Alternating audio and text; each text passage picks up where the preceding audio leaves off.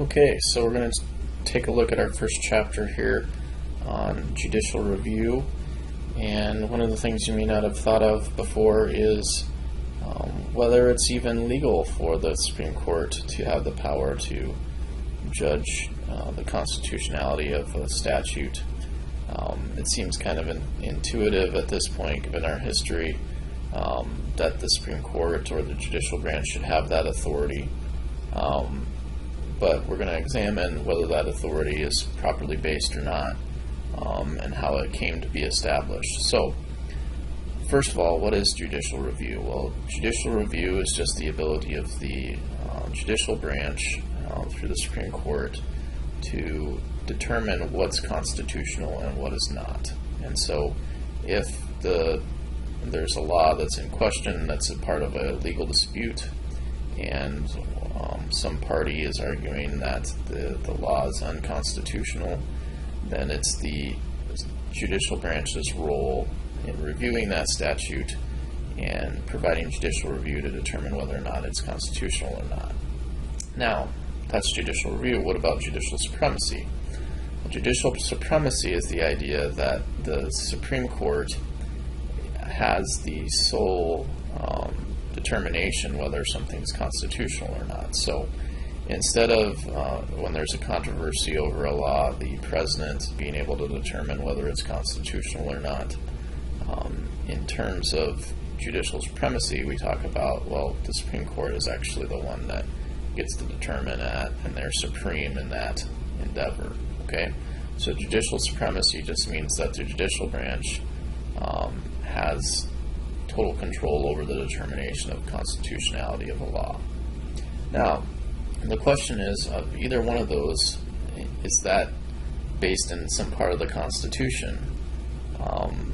And the dirty secret, right, is that judicial review, the idea of conducting judicial review, is not in the Constitution, nor is the sole authority in the judicial branch to review constitutionality. That's also not in the Constitution. So the first question raised by the book is judicial review constitutional? And then also, is it democratic? And then further on, do you think that if you think judicial review is constitutional and democratic, do you think that the sole authority for the Supreme Court to say what's constitutional or not, do you think that aspect, judicial supremacy, do you think judicial supremacy is constitutional or democratic? So when we look through this chapter, we're going to again define what judicial review is, where it came from, and then talk about judicial supremacy.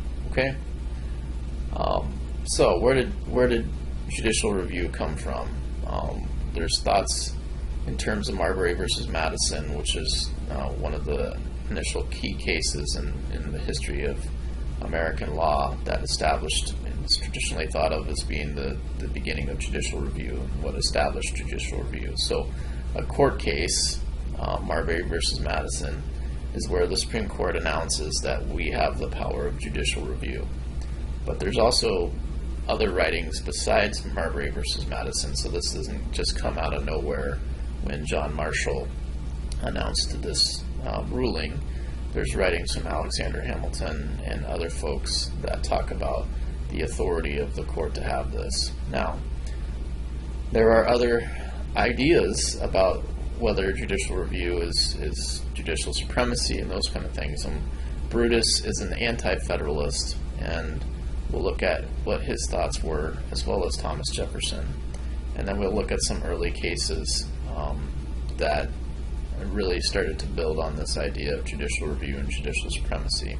And then we have some more modern commentators with Bickle and Wood talking about how they see judicial review coming through. So, starting with Bickle, he was the first reading that you had in your book, and he posts out this concept of the counter-majoritarian difficulty. That's a $10 word from a scholar, basically saying when the 9 members of the Supreme Court make a policy decision that overturns the determination of all of Congress, right, well, then those members of Congress, the 435 members of Congress, have been voted in by the millions across America. And when they all come together and pass a law, having then 9 people on the Supreme Court overturn it, again, if the majority passed the law and didn't see any problem with it, the Supreme Court is viewed as being in the minority there, right? So it's counter to the majority, which is where Bickle comes up with the idea of counter-majoritarian difficulty. The judicial branch is not very democratic because the judges are not elected, right? The judges on the Supreme Court are not elected, or in the appellate courts. Several state courts, their highest courts, are elected, but not all of them. And so judges aren't elected. They're not really responsive, typically, to calls from lobbyists or people's concerns. You can't call a judge and complain about something that's happened, right? So it's seen by Bickle as a fairly undemocratic part of the government. Okay. Now, even though Bickle says, it's an undemocratic problem, he doesn't think that needs to be the end of judicial review or to eliminate judicial review for the judicial branch.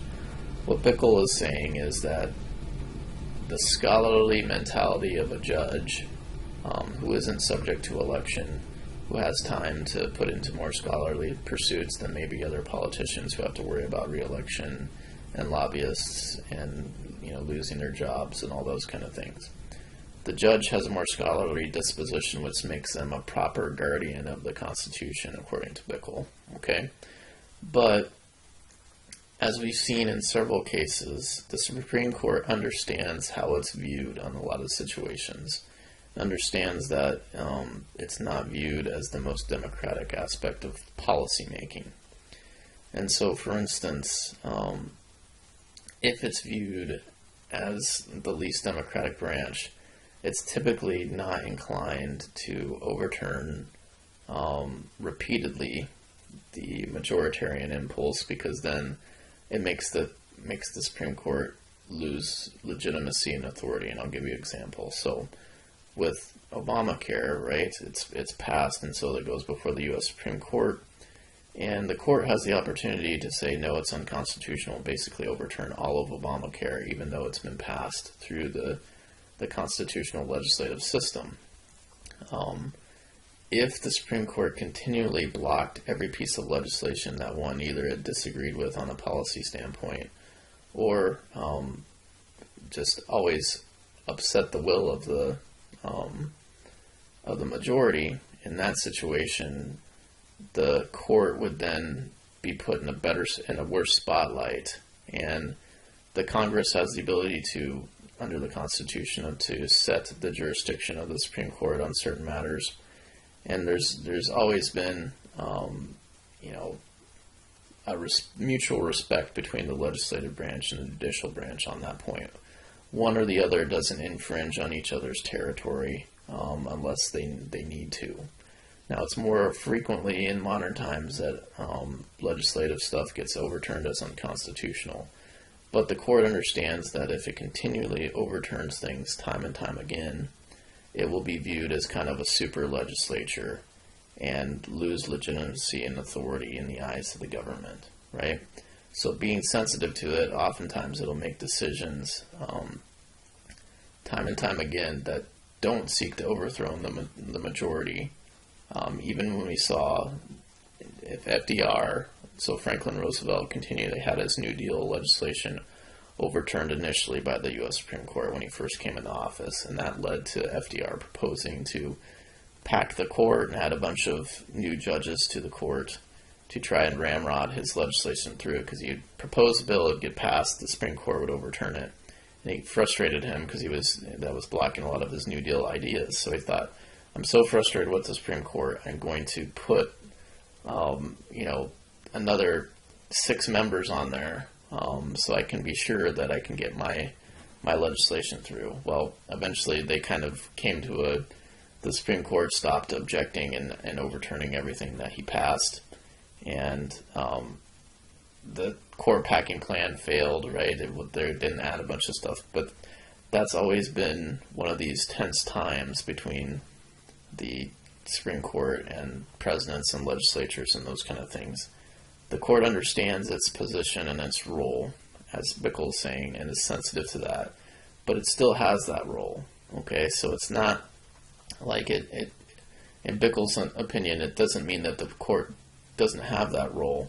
It clearly does have that role, but it needs to understand that there is a balance and limits to how democratic it's viewed.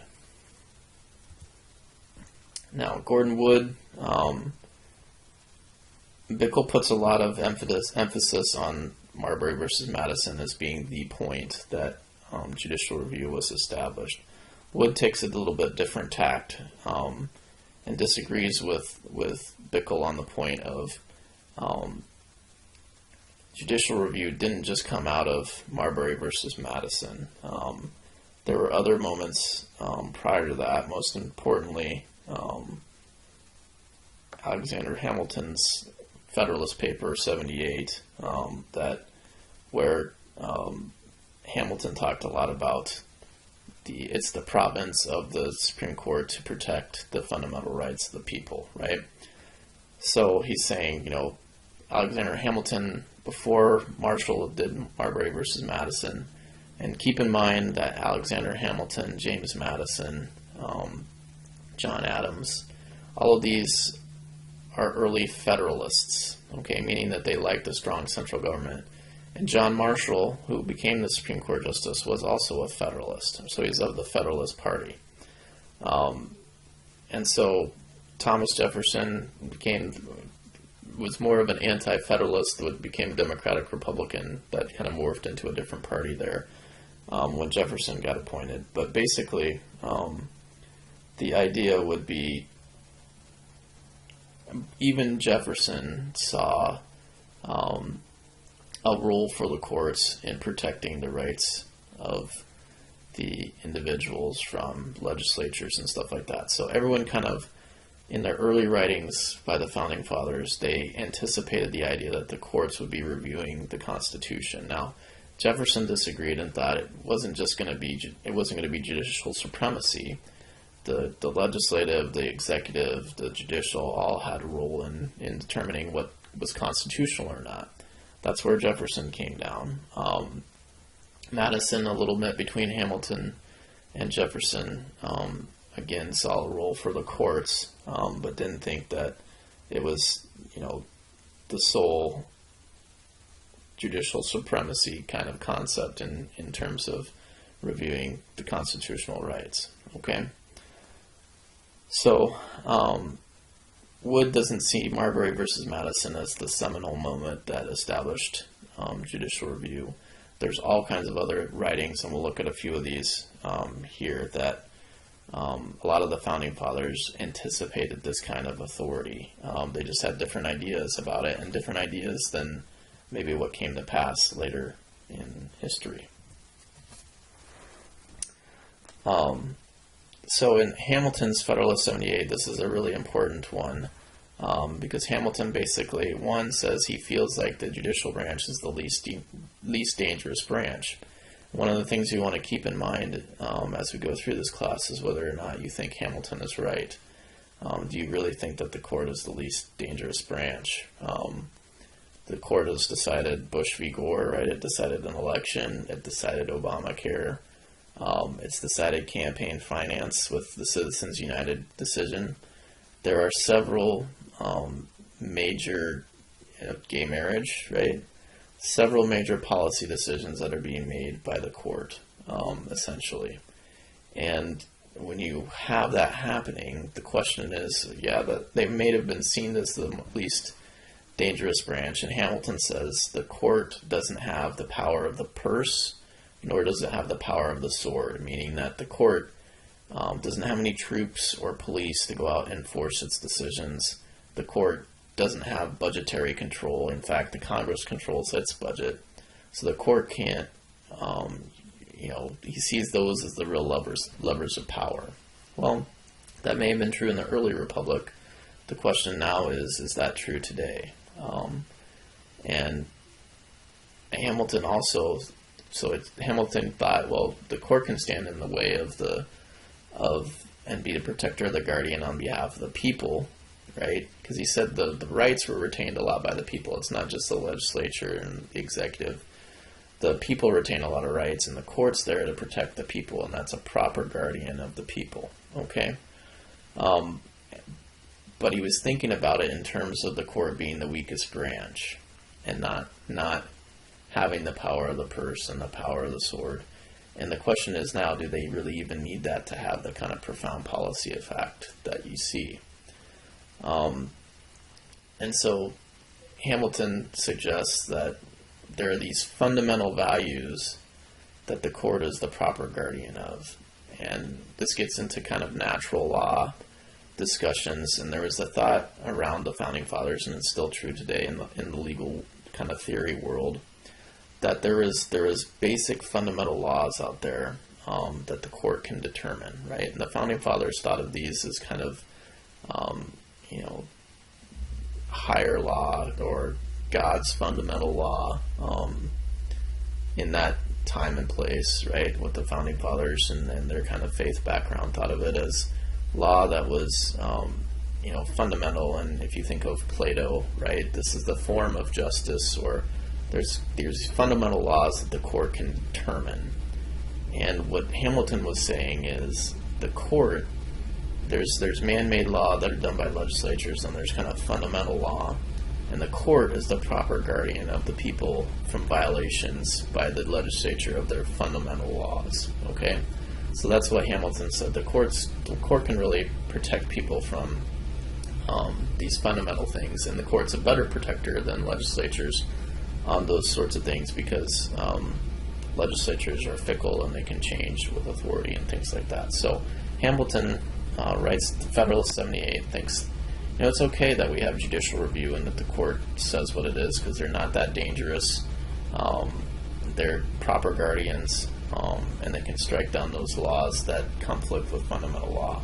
But again, he was thinking of more extreme cases of violation of fundamental law, not just regular statutes, right? It had to be some kind of basic fundamental thing in terms of what they thought of, infringing freedom. We'll read a bunch of cases about ex post facto laws, which are laws that say, oh yeah, what was legal in 2014, now in 2015 we're going to go back and say that was not legal in 2014. So now you can get prosecuted for what happened in 2014 because we've changed the law and now that's not legal.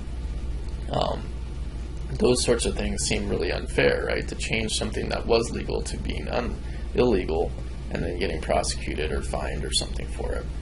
That seems like a violation of fundamental fairness. That's kind of what Hamilton had in mind, because again, he didn't view the court as having vast powers. Now, I think you would argue that's changed a little bit and the court has a lot more powers. So, Alexander Hamilton was a Federalist, right? And so he's writing these Federalist papers trying to establish support for the Constitution before it's being ratified. So Hamilton's writing that and trying to support the Constitution in defense of the powers of the judicial branch. And so all of these guys wrote under these pseudonyms, right? So the Anti-Federalist Brutus, so this is somebody who thought the central government was too powerful in as proposed in the Constitution. So Brutus says that the judicial branch could really be a problem, and since they're not unelected, they could reign terror and tyranny over all the people, and just aren't compatible with equal government, because essentially you'd have 9 people making a lot of laws. Because they can't be removed from office, they could become tyrannical and you couldn't do anything about it. That's Brutus's main fear, okay? So what you're looking for in terms of Brutus's response is that he felt like the power in the judicial branch as established by the Constitution was very concerning and would lead to tyranny, right? too much power vested in the central government in general, but also in the judicial branch. There was just the inability to hold judges accountable to the people was going to lead to tyranny, according to Brutus. Okay, so in the same vein, Thomas Jefferson thought that if you don't hold these judges accountable, then the judges are gonna basically mold the Constitution in the policy manner that they think is best. Okay, so he writes this letter to Judge Roane, saying that, well, judicial review shouldn't just be the job of the judicial branch. Jefferson proposes a different idea, which has come to be known as departmentalism. And departmentalism, that idea is basically that all three branches have a role and an equal opportunity to determine what is constitutional and what is not. So the legislature has that role. The judicial branch, if it says it's unconstitutional and the legislative says it's constitutional, under our current system, the way it is now, right, the judicial branch is supreme, judicial supremacy. Therefore, the law is unconstitutional. It doesn't matter what the legislative branch says. In Jefferson's idea, that wouldn't necessarily be the case. Perhaps the legislature could come in and determine it's constitutional, or the executive could determine it's constitutional, right? It would share an equal job in determining whether something was constitutional or not, as opposed to our current system, which says the judicial branch determines that. So departmentalism is a different idea, and it's primarily attributed to Jefferson initially, but it's found some followers later in life. Okay, so one of the first questions that came up, and this is an early case, right, Calder v. Bull, involving wills in the Connecticut legislature, and basically the Connecticut legislature had passed a law that overturned somebody's will after the fact. So ex post facto means after the fact. So the will comes into being, goes through the court system. Later, Connecticut comes in and says, oh wait, that will that you put through the court system, that was illegal. And so after the fact, Connecticut tried to go back in time and make something illegal. And in the Constitution, there was a prohibition against ex post facto laws. Okay? And so the majority opinion, if you look at that, says we're not going to exercise judicial review. But then in the concurrence, which remember is an agreement, support of the majority for different reasons, Justice Iredell's concurrence says that the court does have the power to review the court, or review decisions made by the state legislatures. And remember, this Calder v. Bull is before Marbury versus Madison. And Justice Iredell says they do have this role, but it's only supposed to be used in extreme cases, okay? Because it's a very delicate and awful power. Now, that's 1798, so 1803 comes along, and the seminal case of Marbury versus Madison. Keep in mind, and it's interesting to read the history, right? So John Adams is going out of office. Marbury is wanting to get a job as a magistrate, and so Adams is literally signing commissions, trying to basically pack the court. Remember, Adams is a Federalist, kind of the early parties, in the earliest parties in the United States. Adams is a Federalist. Jefferson is going to replace him because Adams has lost the election to Jefferson. And so right before Jefferson takes office, Adams trying to add a bunch of people to the court system that will have Federalist values, right? So he's trying to get all of his good party people into office right before he leaves office, so then Jefferson can't make those same appointments and have more anti-Federalist ideas in mind, okay? And so basically Marbury is denied his commission by James Madison. So Jefferson comes in, he has Madison in his cabinet, Marbury is denied his commission by Madison and then sues Madison to make him give the commission. And so keep in mind, again, Marshall is a Federalist, so he's in line with the Adams people. He likes that's from the same party. And so everyone kind of thinks, well, maybe Marshall's going to play politics here and give his fellow party man, Marbury, a break and give him the commission. And Marshall starts down the road, and you think in the initial part of the opinion, you think Marbury's going to win, right? And so he goes in and says, Marbury is qualified and he should have received this commission. But then Marshall comes in and says, in fact, we can't hear this case. It's not something properly before us, and so therefore he doesn't give Marbury the commission. So Marbury loses and gives the victory to the Jeffersonians, who are the Anti-Federalists, not of the same party as Marshall. But in doing so, the most important thing is not whether Marbury won or lost, but in doing so, Marshall comes in and says, oh, by the way, when someone's reviewing the constitutionality of a judiciary act or not, the Supreme Court has the power of judicial review, okay? And so it's emphatically the province and the duty of the judicial department to say what the law is. This is a quote from page 46 from the Marbury case. So it's emphatically the province and duty of the judicial department to say what the law is. Those who rule on particular cases must be interpret that rule. Okay. So if a law be in opposition to the Constitution, if both the law and the Constitution apply in a case, so that the court must either decide the case comfortably to the law disregarding the Constitution, or comfortably to the Constitution disregarding the law, the court must determine which of these conflicting rules govern the case. This is the very essence of judicial duty. So by saying that, Marshall's coming in and establishing judicial review, which is huge down the road. And so that's probably a bigger victory to establish that kind of authority in the Supreme Court than what was really going on in Marbury versus Madison and the politics, okay? And so Marshall overturned the Judiciary Act as being an unconstitutional act, and then the court gained all of that authority. And what Marshall's basic argument is, the Constitution is a law, right? The judicial branch interprets laws.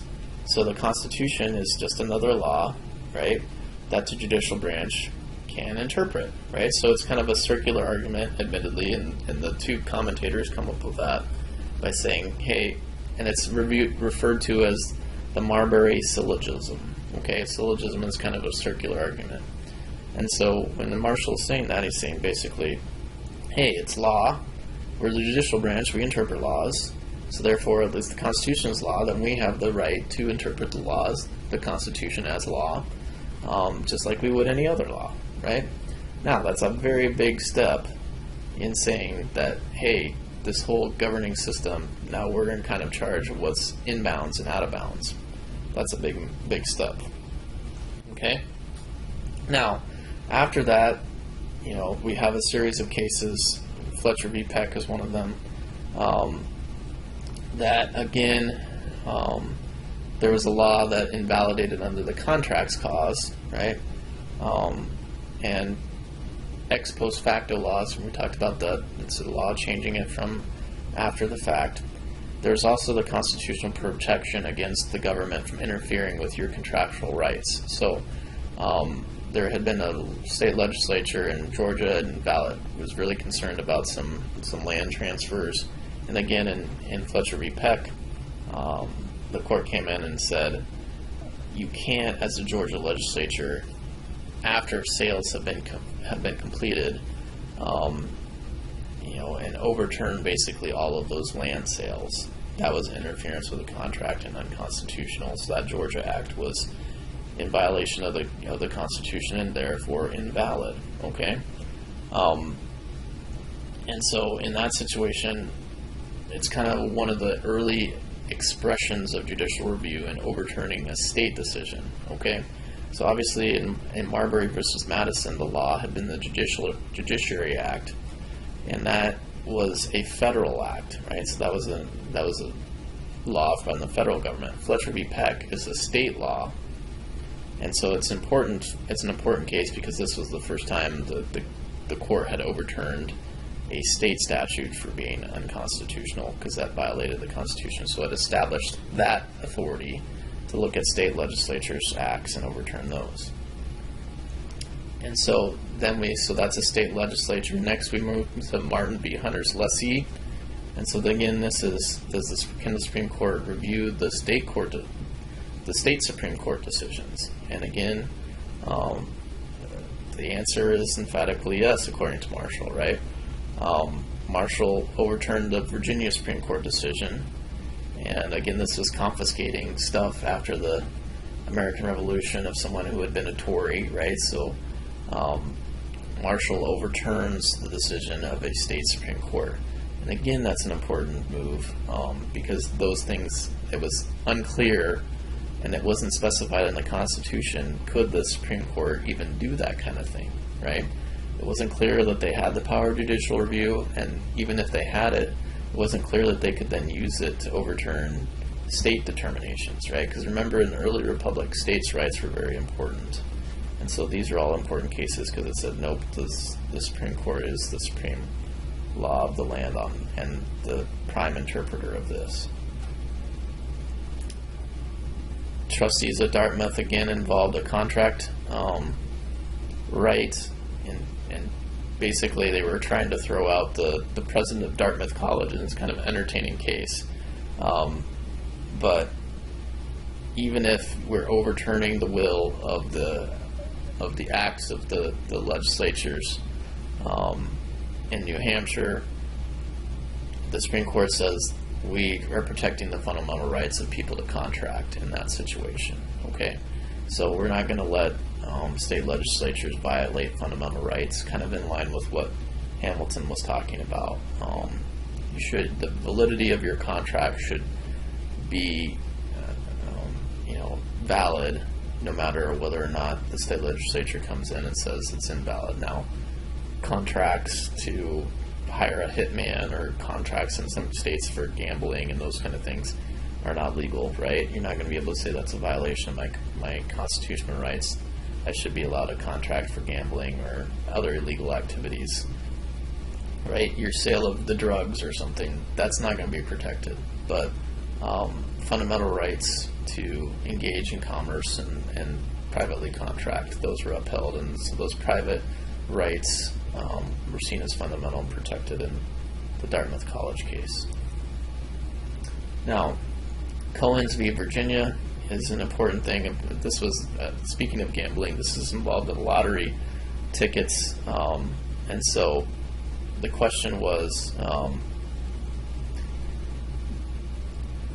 if federal laws and state laws conflict on this lottery case, and the lottery part is not the important part. The important part is when federal and state laws say something different, who should win that battle, right? Should the federal law win? Should the state law win?